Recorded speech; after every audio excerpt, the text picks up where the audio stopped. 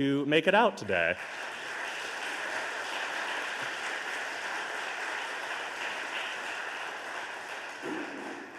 I also want to thank my internship committee. Normally we have one liturgist who comes up here and does some sort of liturgical duties. Today we will have 5 liturgists.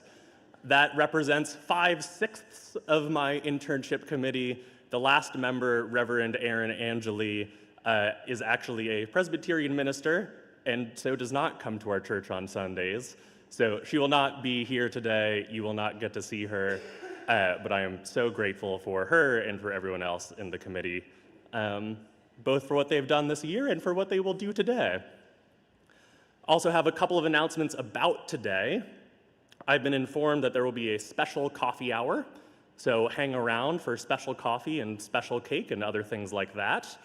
That will be downstairs in the Undercroft. We also have our annual meeting today at 4:30 right here in the sanctuary, which will be followed by a potluck dinner and desserts afterwards downstairs in the Undercroft. So if you like church governance or free food, come by to that. I think it'll be a wonderful time. We also have our annual picnic coming up on June 1st. That'll be at 12:30 p.m., not a.m., in Shenley Park, and there's signs posted about it everywhere if you're looking for more information. Finally, an update on our capital campaign. So we've got these 2 light bulbs here. This is the money light bulb. The other one is the participation light bulb. And so today, we are at $973,000 raised. Great work. If anyone has $27,000 to make it an even million, we will be taking that money as well as any money less than that or more than that. Even a small donation is really meaningful. It is a way of buying into the vision of this church.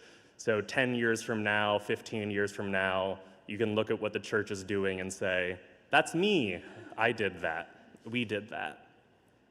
We're also at 35% participation, which could be higher. So, thank you. And I look forward to seeing that number higher the next time I come back. Truly, we are grateful to all of you and know that not everyone is able to show their love financially, and that does not mean they are not part of this community. And that's it for our announcements. So now I invite you to take a deep breath.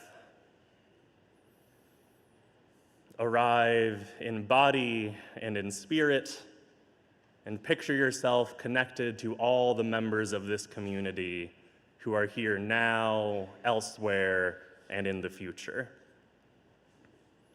I now invite up Jim Wrights to help me with our chalice lighting.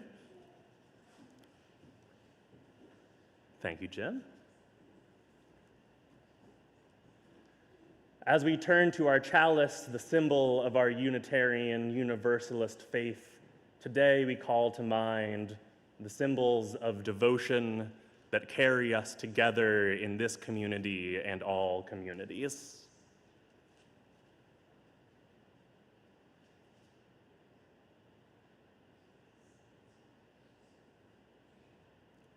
The wick is out, and I forgot to replace it. So thank you, Jim, for your service. I now invite you to stand, or rather to rise in body or in spirit for hymn number 347, which is called Gather the Spirit.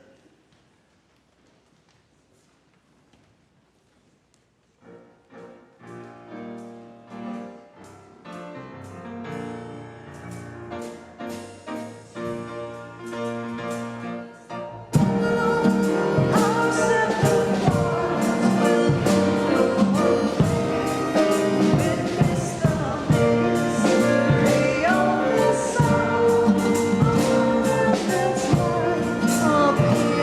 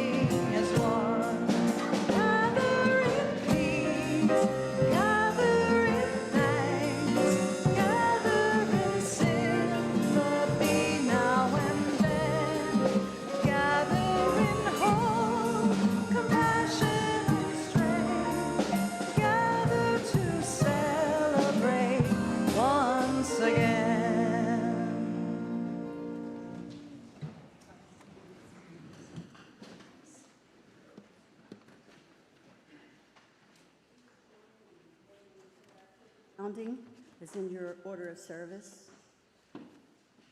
We name our collective recommitment to care for the earth, knowing the ground we live upon is sacred. We pledge to bring new life to the earth, new life to the air, new life in the waters, new life to each other, for all life is sacred.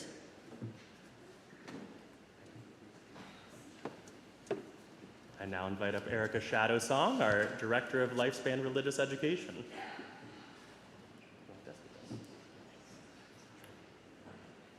Hello? Oh, good, you can hear me. Good morning, everyone. Erica Shadowsong, Lifespan Religious Education Director. For those of you with visual disabilities, I have brown skin, cropped dark hair. I'm wearing a purple shirt and black pants. And I think I often wear a purple shirt here.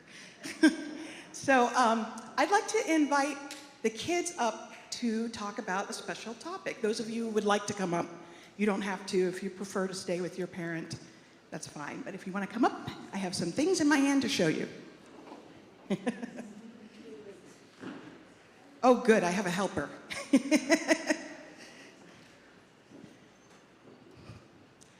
Hi, come on, have a seat.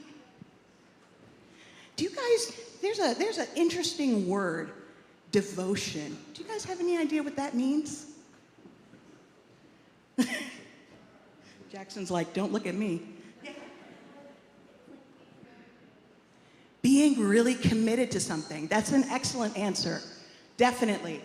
Yes, so human beings, we're kind of weird. We're kind of interesting. Now, we don't know for sure if there are animals that share this with us. But there's something special about human beings and the way we experience the world. There's something that separates us from many of the animals and other forms of life we know. Do you have any idea what that is? How are we different from a lot of animals and plants? You want a hint? Has to do with our brain. We're smarter. Complicated. Okay, yeah. Smarter and complicated. Anybody else want to say anything? All of those are perfectly good enough answers. There are some really smart animals. We may find out one day that some of them are, I don't know, smarter than us. But the point is, we are complicated. You know something that we do that is really strange? We think about thinking. You know that? We think about thinking. Probably our cats and dogs don't do that. We think about life. We think about what it means. We think about what a special moment is going on. We have the ability to feel wonder and awe. And so a lot of times when we have that feeling, we want to remember it. We want to remember that because we're constricted by time, right? Time just goes in one direction for us. And so if we don't take the time to remember it, it'll go by very easily. So human beings, we often do something to mark special times. And one of the ways we can do that is by building an altar. So an altar can be as small as like a shoebox or a tin can, or as big as an entire room or a temple. Back here, we have a very simple altar. Now, an altar is where we put things that we show our devotion to. So we have a deep commitment to that feeling of awe or feeling of happiness or something we want to remember. So, for example, I have some things here that somebody might put on an altar. So I'm going to use this one first. This is a picture of Gandhi. You guys know Gandhi was a very special person, right? Yes. And I'm just going to pass that around so you guys can see that. Why might somebody put a picture of someone on their altar like Gandhi?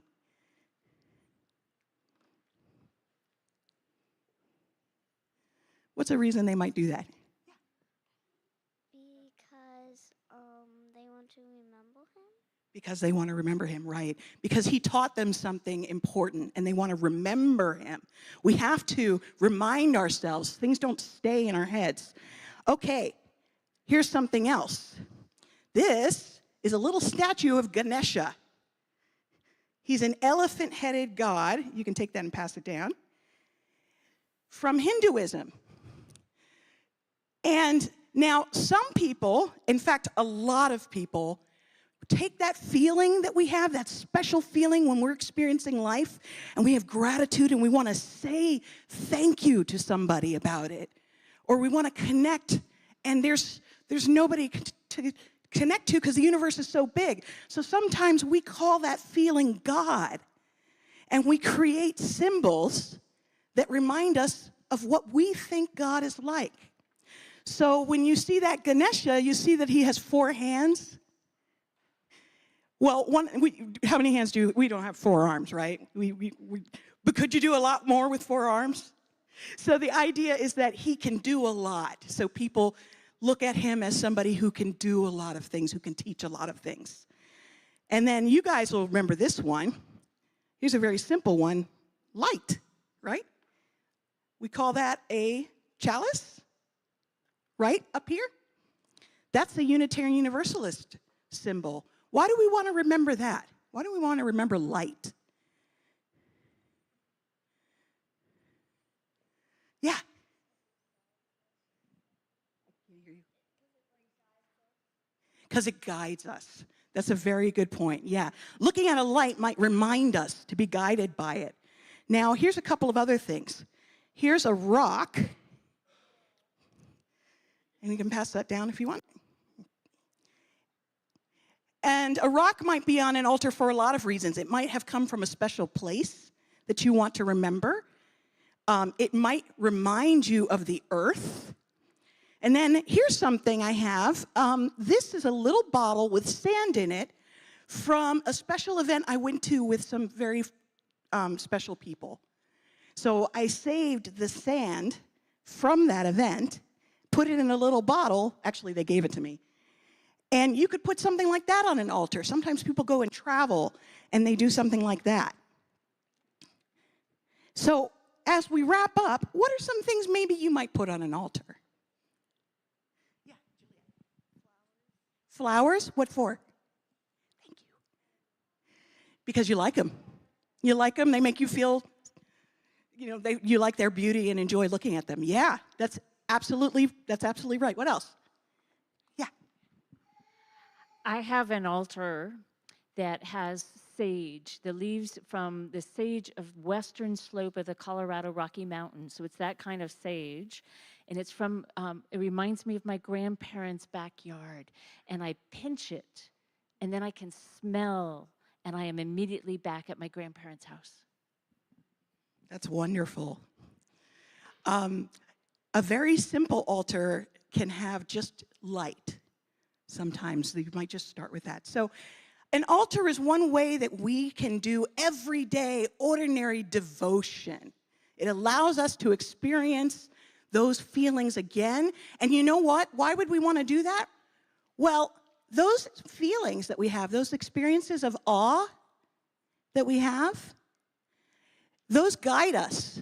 Did you know that? Those guide the way that we behave, the way that we treat other people, and the way we live in the world. All right. Well, thank you guys so much. Today is our last day of RE before a little bit of a break. So we will go to our classes and see you later.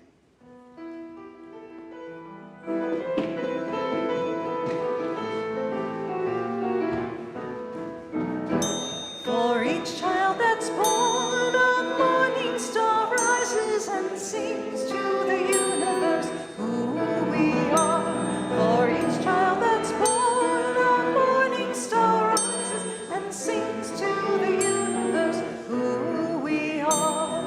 We are our grandmother's prayers, and we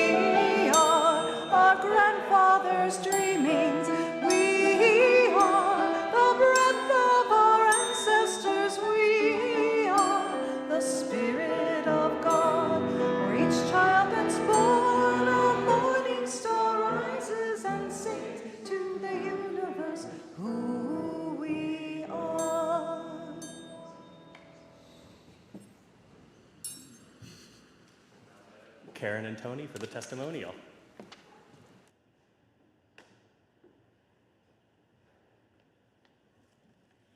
Hi, good morning, everyone. It's an honor to speak with you today, and my husband, Tony Ritigliano, and I have been members of First UU for 7.5 years. Now, among Tony's passions is lawn bowling, which is why, with his apologies, he is away this weekend playing in a tournament in Virginia, and I hear he's doing very well. But he is actually with us too this morning, as he has prepared his own First UU celebration comments for me to read to you in just a sec. But first, for myself. I am deeply grateful to be a part of First UU, and I want to help keep it a vibrant and lovely home for the present and future. I cherish First UU as a home because you have considerably enlarged my faith, and for joining you wonderful people in the work of social justice. Our activities together animate my soul, and I love participating in First UU's Environmental Task Force, our Share the Plate team, our team for the Alternative Holiday Gift Market, and our Racial Justice Task Force. And thankfully, it was through First UU that I came to know and serve with you in the community work of PIN, the Pennsylvania Interfaith Impact Network.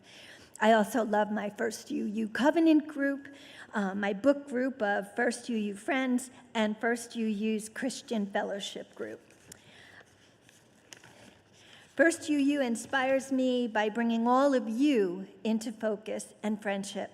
You give me deep faith in humanity always, but especially in times and circumstances of increasing social trouble.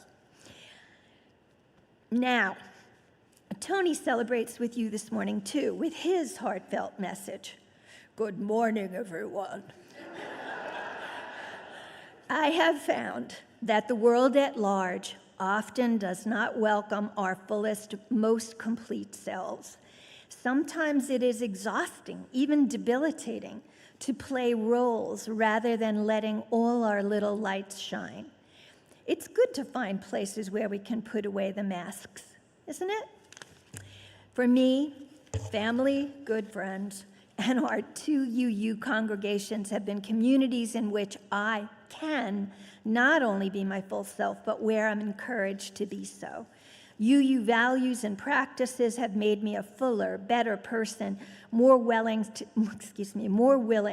to step outside of myself and less inclined to judge others.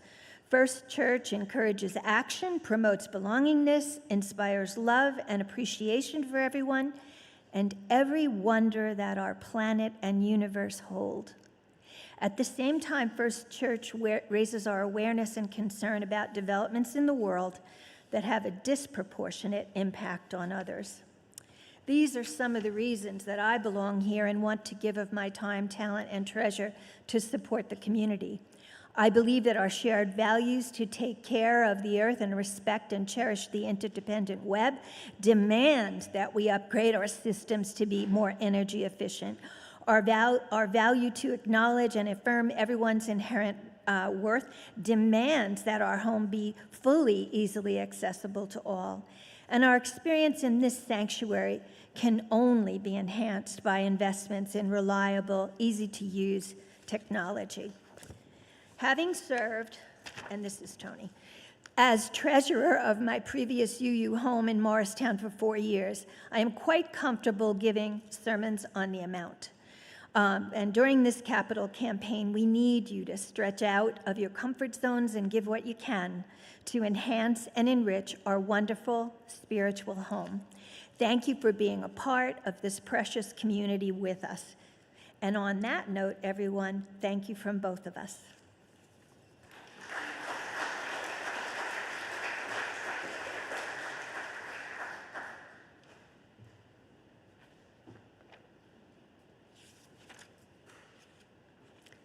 Thank you so much, Karen.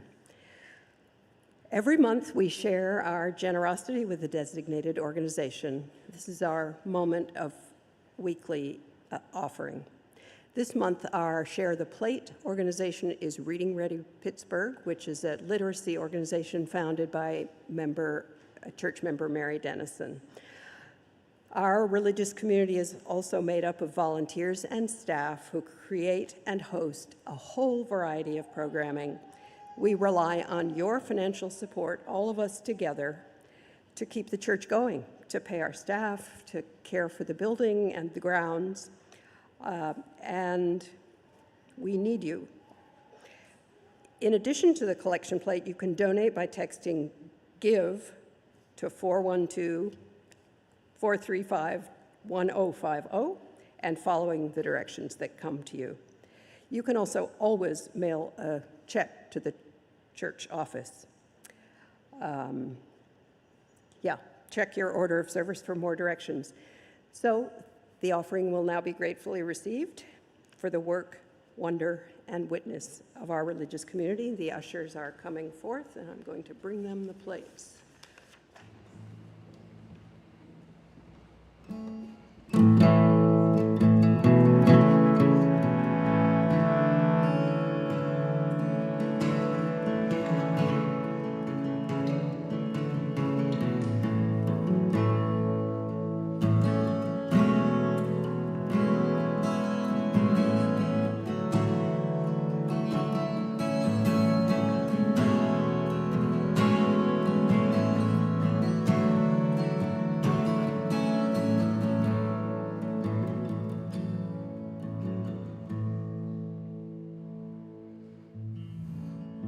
At mission's end is the trembling flame, and to measure fire the eyes always look front,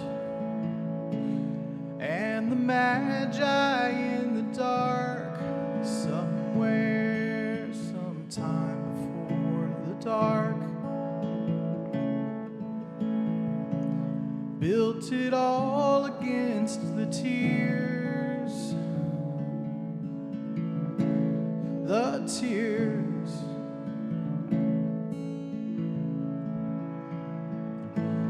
Built it all against the smallest fears.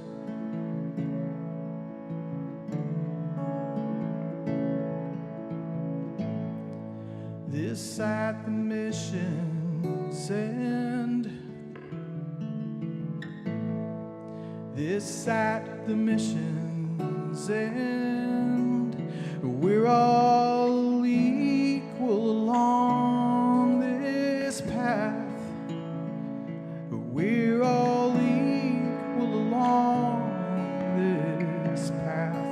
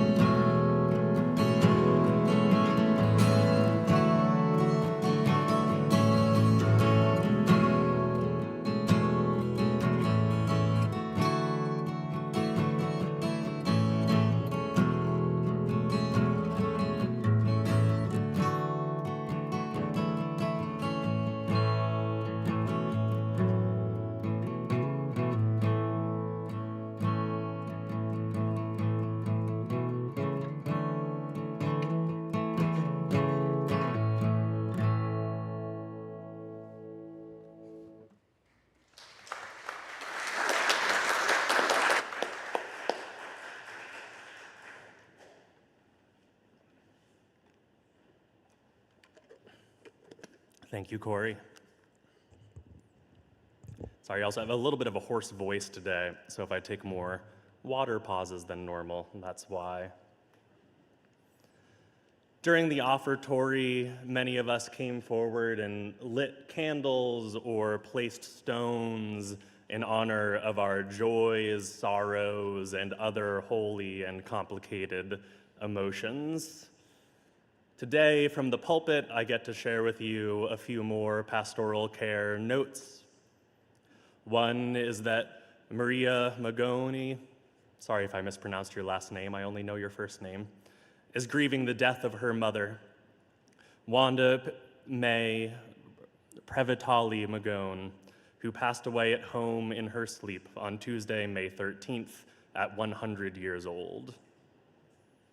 A very nice 100th birthday celebration was held in January, followed by a very nice Mother's Day celebration this month. Maria is deeply appreciating having her mom for nearly 75 years.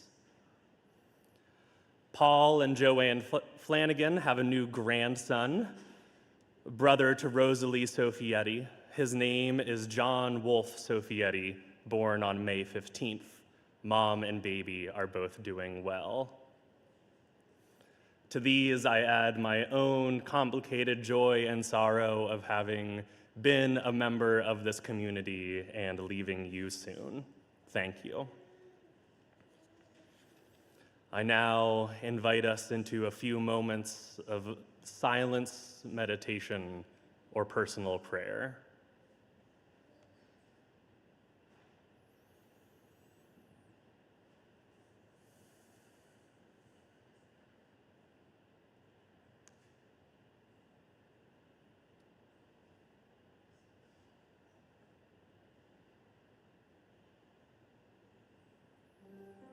Today, I want to invite us into a prayer of gratitude. We are thankful for the Allegheny, Monongahela, and Ohio rivers, for the trails along their length that allow us to explore nature in the midst of the city, for those who dutifully garden pocket parks to bring joy to those around them.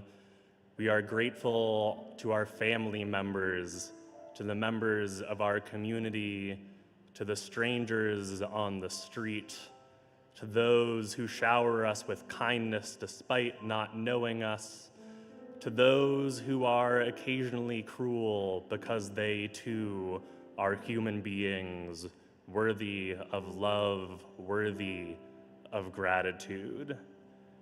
We give our thanks to the homes over our heads, to the electricity that only goes out for 1 week every year or so, to the tens of thousands who came together in community for the Pittsburgh Marathon, for those who protest for us, who bring the voices of the struggling into the public square, who use their power to protect those with less power. We give thanks to those with less power, who suffer though they need not do so, and who are also humans, beloved, important. We give thanks for these and for thousands and thousands of other daily blessings, whether we can name them or cannot.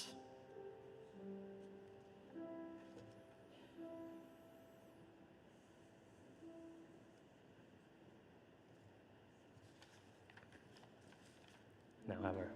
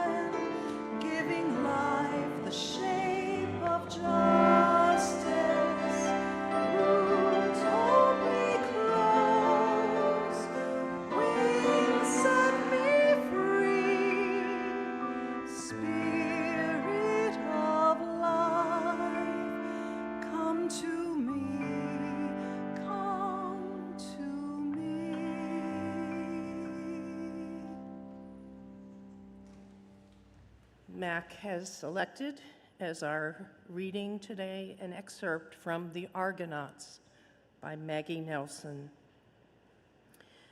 On one of the long afternoons that has since bled into the one long afternoon of Iggy's infancy, I watch him pause on all fours at the threshold of our backyard as he contemplates which scraggly oak leaf to scrunch toward first with his dogged army crawl. His soft little tongue, always whitened in the center for my milk, nudges out of his mouth in gentle anticipation, a turtle bobbing out of its shell.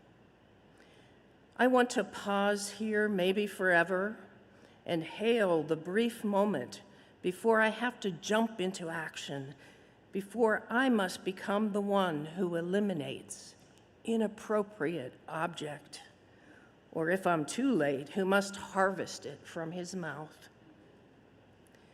You, reader, are alive today reading this because someone once adequately policed your mouth exploring.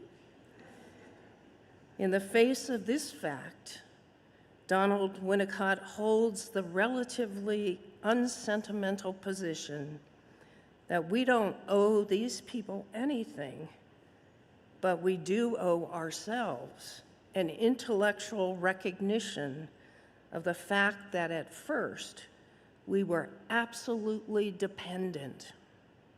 And that means absolutely. Luckily, we were met with ordinary devotion. By ordinary devotion, Winnicott means ordinary devotion.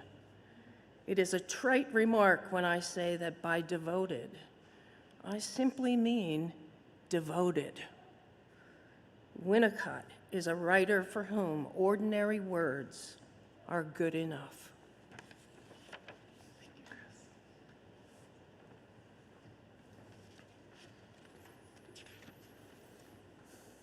Good morning again. Today's reading, which Chris just shared with you, comes from a book called The Argonauts by Maggie Nelson. It's a short book, one described by Nelson as a work of auto theory, equal parts memoir and engagement with other academic theorists. It's a book full of the tender work that all of us do of making sense of our own lives, and is absolutely littered with academic citations as she works to do so. In the reading you just heard, her citation is of Donald Woods Winnicott. Winnicott was, among other things, an expert of childhood development, and is probably known best for his idea of good enough parenting. Against a cultural context in the 60s and 70s that was telling parents everything they were doing were wrong and calling for an increased use of professional expertise in parenting, Winnicott contended that no, what parents were already doing was good enough, that the ordinary person has excellent parenting instincts, that if you want to know what good parenting looks like, all you need to do is look at an ordinary parent. And looking at an ordinary parent, what will you see? That ordinary parenting is characterized by ordinary devotion. So here's the thing. We all know that devotion is extraordinary. If Winnicott is an author for whom normal words are enough, we need to stay by the normal sentiment that devotion is something that we need to admire. So when you think of true devotion, what are the first things that you think of? Anyone? What comes to mind right off the bat? Love. That's a great answer. Anyone else? Say it again. Caring. Consistency. Presence. One at a time. Kate? The earth. and praise. These are all properties that characterize devotion. But when I think of devotion, I often think first of what people are devoted to the extraordinary among us. I think, for instance, of my friend Kara. Kara is a devoted runner who once told me, "You can never make excuses not to run, because if you start making excuses, then you eventually won't be running at all." Kara, by the way, once took me for a run on a night in Boston when it was 10 degrees and windy. We each had to wear 2 pairs of pants, 3 jackets, and a winter hat and gloves to keep warm on that run. That's a devoted runner. That's devotion. You do the things that matter to you regardless of whatever obstacles, because the idea of not doing them just doesn't even make sense. Devotion, as it first comes to my mind, is heroic, utterly extraordinary, and maybe somewhat inaccessible. Devotion is for the runners and the musicians and the writers and the holy people. It is not for the likes of you and I. And that's partially right. My idea of what devotion might be as it first comes to my mind. Devotion can indeed be heroic, although it matters what you're devoted to. Devotion absolutely is extraordinary, but it's not inaccessible. It's not for other people. It is, in many ways, the normal state of affairs. In today's reading, Maggie Nelson, through the words of Donald Winnicott, points us to the ordinary devotion of parenting. Last week, I was meeting my newborn nephew. He's a lad, like many others at his age, who needs to be fed every couple hours, changed several times a day, comforted when he's gassy, and so forth. My brother Robbie and his wife Hannah are extraordinarily, absurdly loving people. But the fact that their son's needs are all summarily met is not a sign that they are beyond the norm. My nephew is fed and changed and comforted not because my brother and his wife are uncommonly devoted parents, but because they are commonly devoted parents.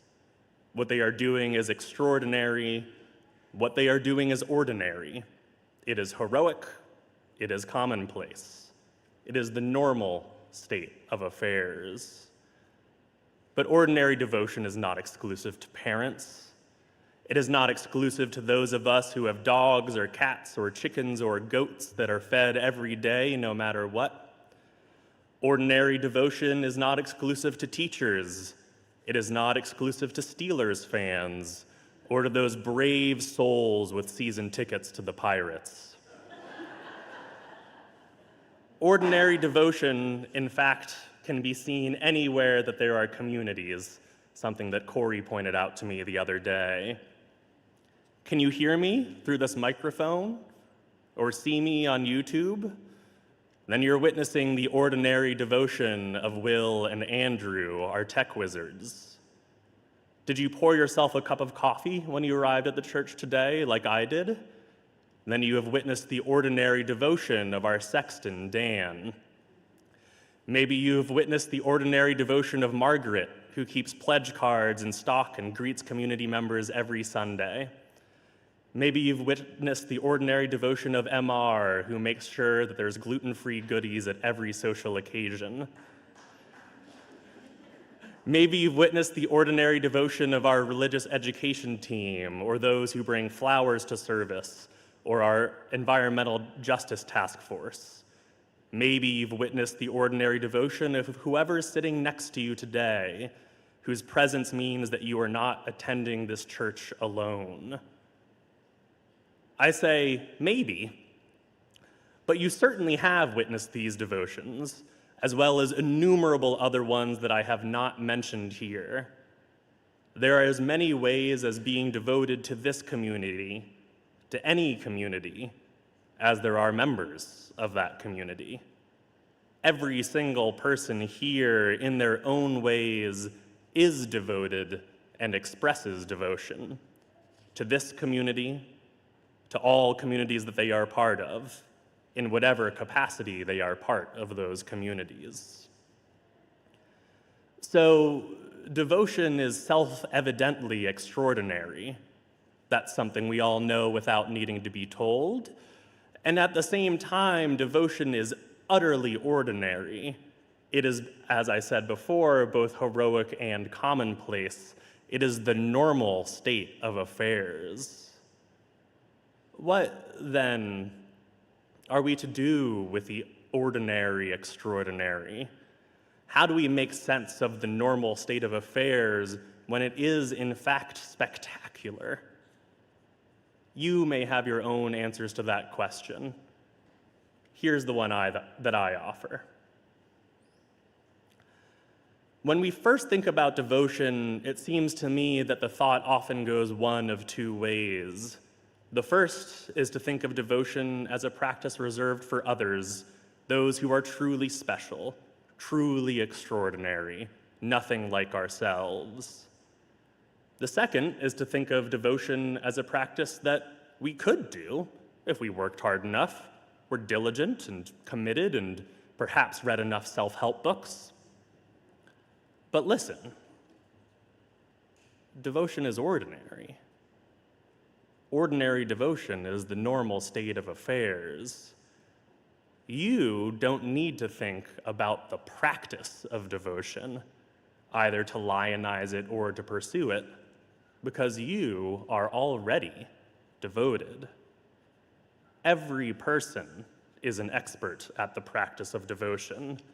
And if you are wondering to what you or someone else is devoted, all you need to do is consider what you do, how you spend your time. Our actions describe our devotions. The idea of ordinary devotion, of the ordinary extraordinary, calls us not into the practice of devotion, but instead into the witness of devotion.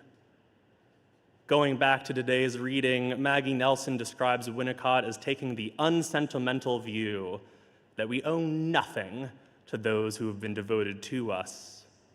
We owe ourselves an acknowledgement that at one point we were absolutely dependent on the devotion of others.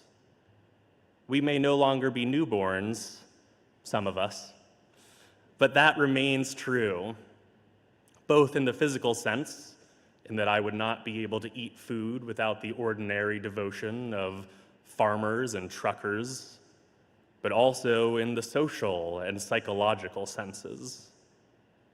There are no communities without the devotion of those who constitute them. There are no people without the devotion of those who are in relationship with us every day. I won't go as far as Winnicott to say that we owe nothing to those people, but I agree that it is our responsibility to witness that devotion, both the devotion that we ourselves pour forth, whether we are aware of it or not, and also the devotion of each and every person around you. In fact, let's take a moment to witness devotion. Look around the sanctuary or whatever room that you are in, or perhaps close your eyes and imagine a time that someone, anyone, has done something, anything, for you, for someone else, for a community. Bring that devotion into your senses, bear it witness, offer gratitude, or at least acknowledgement to the ordinary extraordinary.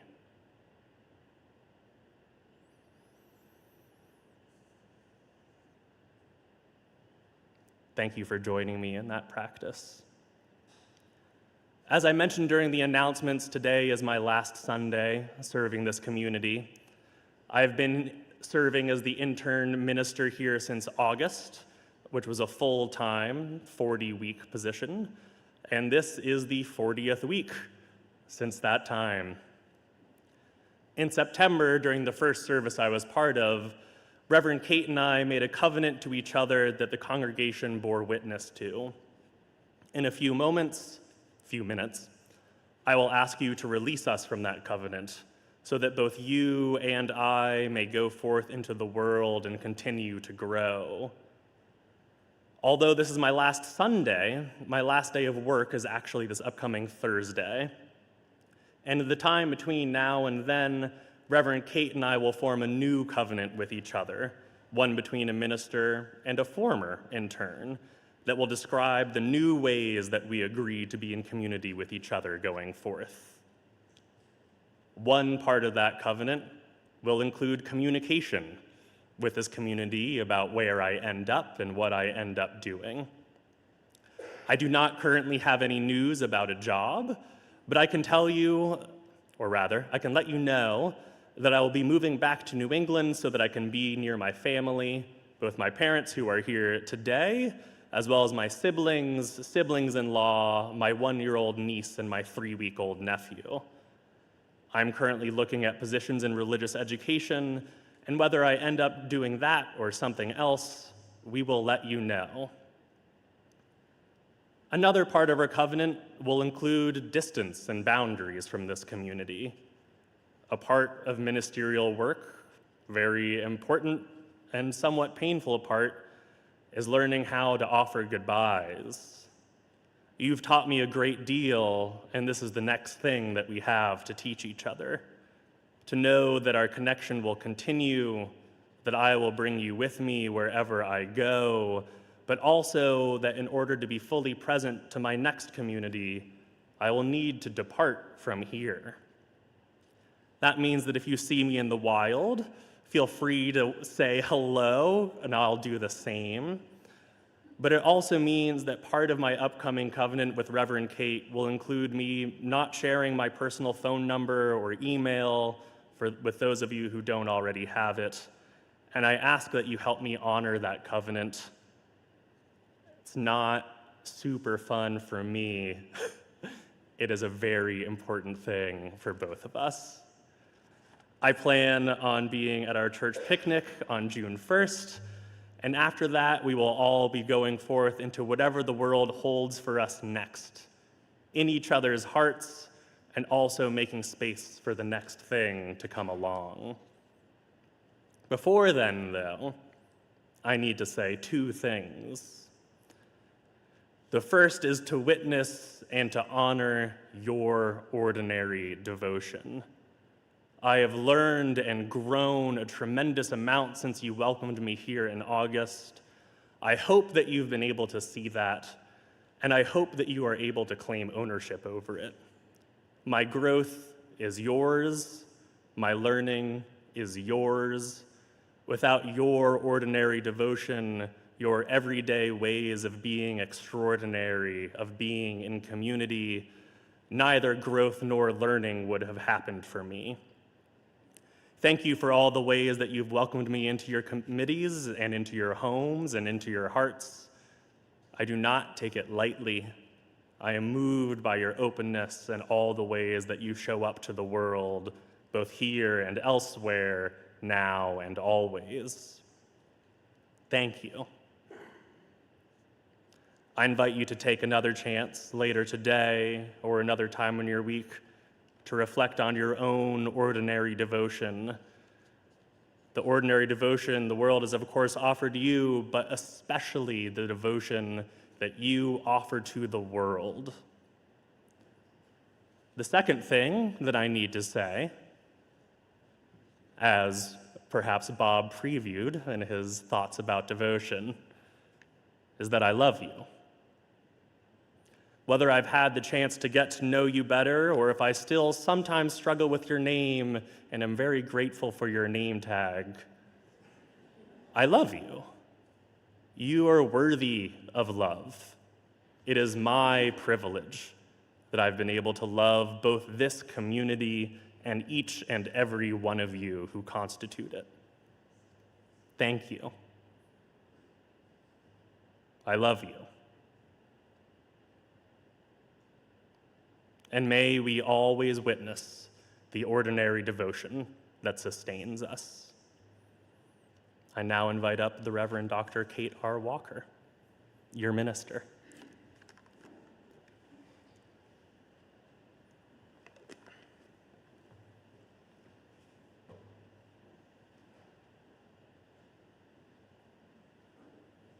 I don't know what's happening during this part of service, so that you know.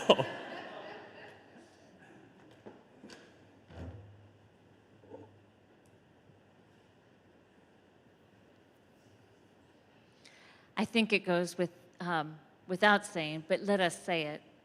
We love you too.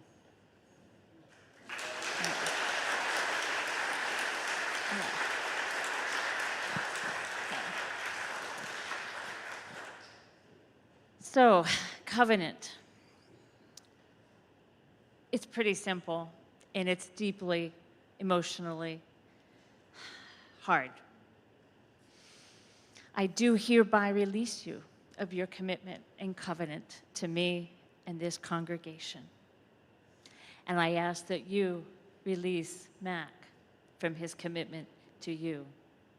But do not let go of that thread and love that will hold us and bind us throughout your career.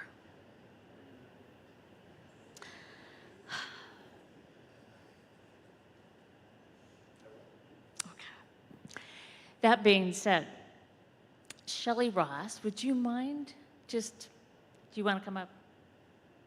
You're just waving, okay. So we have an amazing group of devoted quilters, and two of whom, Shelley Ross, who is back there, and Al Schwartz, who couldn't be with us today, have put together their quilting expertise to give you and create a stole.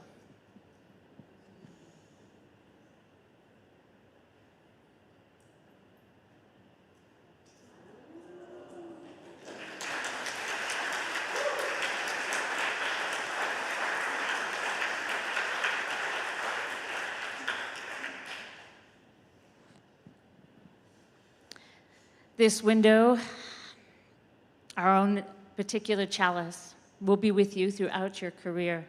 May you look through it as a lens into the world of what love can do to one another when it is given freely and received freely. May that chalice light be a beacon for you when you find yourself lost at moments, and remember the love. May the tree, our beautiful tree in our yard, help ground you on this earth, and its branches reach out into the sky again and again, forevermore. And for those who may not know about the history of the stole was, has, of course, many fashion story, but within a liturgical story. It goes back to the early Christians, primarily women, who would hold meetings in their home. And it was not allowed. It was a growing Christian movement before Christianity was truly formed in the very early first century. But they would invite people in, and the women would put a stole on as being the host and the leader of that group. So it has a very lay tradition and the roots of that. Some acquainted or connected to ordination, but I hold to the roots that the stole is a mark of a religious leader, whether lay or ordained. Yeah, so thank you.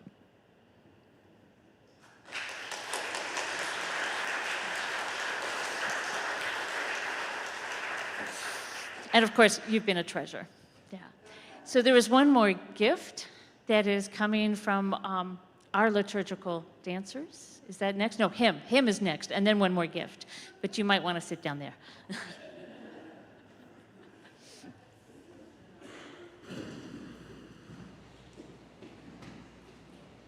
Thank you so much.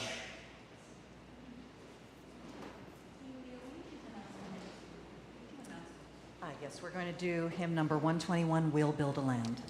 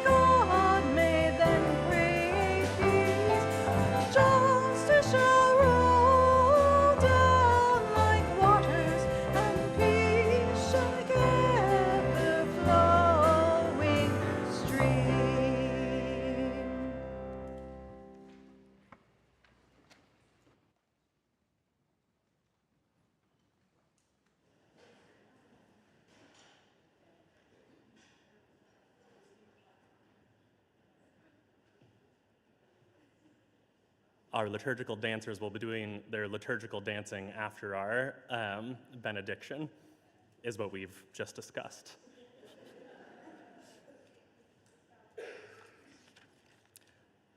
Thank you, Corey. Corey, in addition to being an incredible drummer, is the last member of my committee to be able to be part of service today. I invite you to join your voices with mine for our chalice extinguishing. The words can be found in your order of service. We extinguish this flame, but not the light of truth, the warmth of community, or the fire of commitment. These we carry in our hearts until we are together again. As we go forth after the liturgical dancing, I invite you to carry gratitude in your hearts for the ways that others are devoted to you, that you are devoted to others, and that the world is devoted to itself. Together, our love will bring us forward, will dismantle injustice, will make the world a kind place for all. Thank you.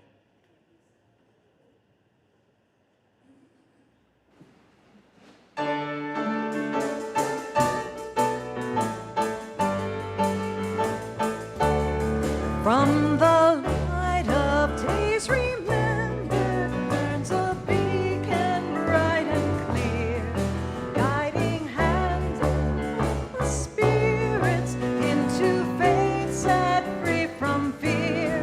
When the fire of commitment sets our mind and soul ablaze, when our hunger and our passion need to call us on our way, when we live with deep assurance of the flame that burns within, then our promise finds fulfillment and our future can begin.